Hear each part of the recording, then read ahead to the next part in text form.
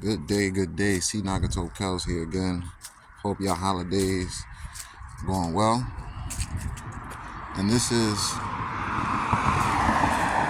another episode of the Scouting Report and telling y'all what's kosher for the culture. So we have tomorrow night, Saturday, David Benavidez versus Boo Boo Andrade. Who I have winning that fight? I have Boo Boo winning that fight. And I feel like it's a pretty easy fight for him because, wipe this on my quote on my eye. I feel like it's an easy fight for him. I feel like David Benavidez is tailor-made for Boo Boo. Yet, let's get into the keys to victory for both David and Boo Boo. Let's start with David. First things first, David Benavidez has to throw more than one jab, and he has to stop falling for feints. He can't step in so flat-footed the way he does. He should use some type of educated footwork because Boo Boo has great footwork, and he's going to have to be able to catch him, and he's going to have to be able to hit and move. He can't be such a set fighter like he's been his entire career. So what I suggest that David Benavidez does is do his best to force an exchange behind a double, triple jab. Your mid-range combinations are not going to land, none of them. So don't expect it to land, yet expect to be able to get to the inside. And when you get into the inside range, the second Boo Boo goes to exit, that's where you will land your combinations because that's where he's weakest at. So you have to consistently look to get him to get to the inside, and once he exits, throw your combinations. That's where you want to look to actually get a victory. And that's about all he can really do. There's some things he can't improve on, yet it's too little too late for certain things. So like footwork, certain things with his footwork, it's too little too late. He doesn't move correctly with his feet, so it's going to be difficult for him to even get to mid-range, to get on the inside, to even throw a combination when Boo Boo's on his way exiting. So that'll be difficult. Now Boo Boo, what Boo Boo has to do is just be himself. Just stay behind his jab. Stay behind that creative mindset, that mindset of adapting.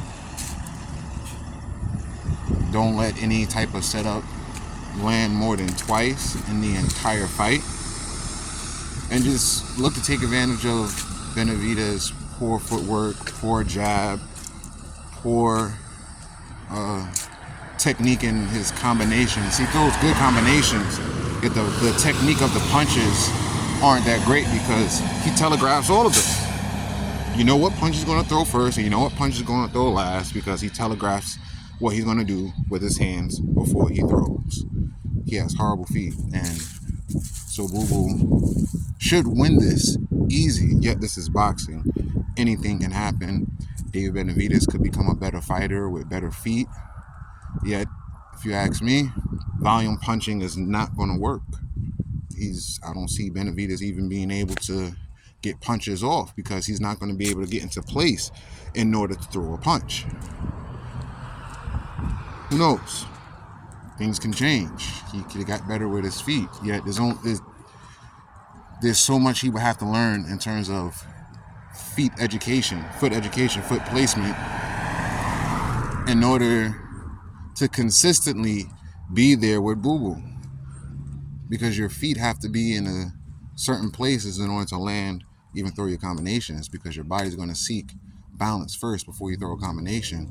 And if you wind up throwing a combination while you're off balance, you're wasting energy, leaving yourself open. And the only reason Benavidez was able to get the victory over Caleb Plant is because Caleb Plant has a habit of giving the play to the opponent. He doesn't take it away. He's a pretty good fighter with slick ways. He's not a slick fighter. Again, I say it again. He's a pretty good fighter with slick ways. Yet he's not a slick fighter because he does not take the play away. he gives the play to his opponent. So I already knew in that fight it's a matter of who's going to throw more punches in the fight between Caleb Plant and David Benavidez. And if you notice, even when Caleb Plant was dog tired, he was still landing the same counterpunch and setup. Yeah, however, Caleb Plant has not learned his lesson with Canelo Alvarez. Stop having lows and giving the play to your opponent. That's what Boo Boo does great. He takes the play away altogether. So you're not even there to throw the combination because he stopped the entire setup to begin with. He's not stopping the punch. He's stopping the setup. And he's also stopping your punch, counting in between your punches. So David Benavidez has to climb Mount Everest to win this fight, provided that everything is fair, no craziness is going on in the background. So let's talk about Benavidez Jr. and Charlo.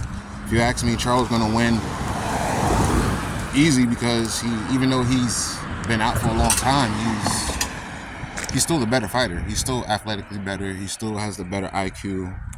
Still has the better foot movement. I feel like he's still going to win. Benavidez Jr. could still possibly win if he lets his hands go in the right moments, maybe. Yeah, I see Charlo winning that fight. Benavidez Jr. may win a few rounds yet. Charlo, I see him winning at least 7 to 8 rounds, easy. No offense to Benavidez Jr. He's just too much into his emotions. He's not thinking of proper setups. He's not thinking of, well, how can I use my hand speed in this manner, in this way, based on what my opponent is doing? What can I take away? He doesn't think like that. Charlo, however, he thinks like that here and there. Sometimes he gets beside himself and decides to fight when he should just box. Or he'll box instead of fighting. That's his problem. Yeah, I still think that he'll win the fight. And to the Benavidez family, I noticed that there's a commonality in their training. They really feel as though they're just going to maul anyone they step in the ring with. You should be confident in yourself and believe within yourself, I'm going to win, I'm going to win, I'm going to win. Yes. Yet you also must be realistic. Ask yourself, what am I able to do? What am I not able to do? What is my opponent capable of doing? What can I do to take away my opponent's best weapon? They don't think of any of that. And if they do, they don't implement it in the fight. This is how come I have Boo Boo winning. His mind is on another level. His skill set is on another level. If you're thinking that he's another Caleb Plant, you're going to get your ass cracked. That's simple. Now, if Boo Boo loses, he loses. I have no problem with that because I'm not taking the loss. I'm not taking the punches. I really don't care.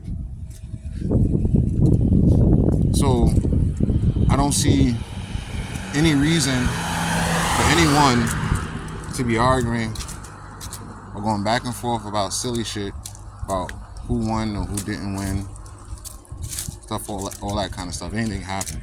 May the best man win. I mean, I want to see the best for both fighters, yet may the best man win. That's what I'm all for. And this whole Shakur Stevens thing, let's get to that too. The Shakur Stevens thing and people chatting. I don't know boxing. Okay. 15 plus years in training. Been in the ring with amateur champions and professionals. Hall of Fame trainers give me their respect. I don't have to say anything or brag about anything. I can talk about it here and there if I want to. So I do. Just to put it out there, I'm a fighter and a fighting instructor. No, I don't have a record, yet I've been in the ring with some killers. I've been in the ring with some real professionals. I've been in the ring with real amateur champions that were above my weight class at that. Giving them the business. They'll tell you how I helped them, lead them to victory, and show them where they were weak at. How they had a hard time hitting me. I had an easy time hitting them. So, When it comes to boxing, fighting, I know what I'm talking about. I've been there, double-digit years, and I'm athletic. I've been around. So now let's talk about Shakur Stevens. Shakur Stevens' performance was excellent. How come? Because he was within his right mind to know that, hey, I'm injured. I should not be showing off for these people. I have to secure this victory and secure my body and make sure I can still fight. Give you a great example. Vitaly Klitschko had a shoulder injury in the middle of a fight. He quit on the stool. He's like, nah, I'm not fighting. Oh, you're a quitter. You're this, you're that. Boo, boo, you're scared. Ah. Mind you, later on, he had a fight with Lennox Lewis. This entertaining fight that everyone loved. Mind you, the doctor told him, if you didn't quit that day, you would not have a career. So if he didn't have a career, he wouldn't have fought Lennox Lewis, had that entertaining fight with Lennox Lewis. If he wasn't conscious enough to think about his physical body and his physical health. The day a fan will take shots for the fighter is the day I'll be like, all right, I'm not saying nothing about how you think about, how you feel about how he fought, about with how he felt. I want to see one of y'all fans that's never stepped in the ring before, let me step on your hand, your left hand, break it. Now go in there and have an entertaining fight. Let's see you do that. Oh, while I'm at it, let me take a sledgehammer to your shoulder so I can break that. And let's see you have an entertaining fight. Let's see you do that. The day y'all do that, that's the day I'll be like, okay, yeah, y'all have a right to be like, okay, you have to have an entertaining fight, no matter how your body is, no matter how you feel. So, I granted, it's supposed to be entertainment. Also, they're putting their life and bodies on the line.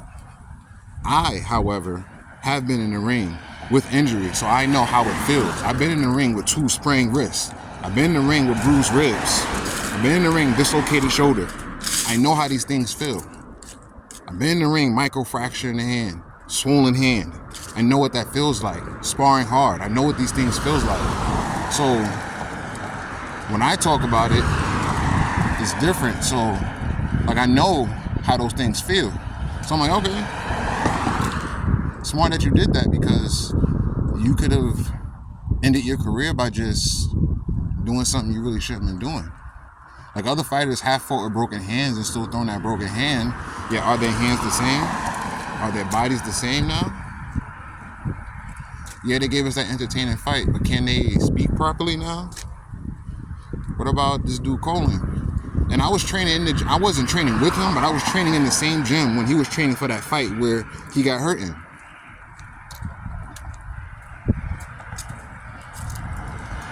So we're clamoring for entertainment, yet at what expense?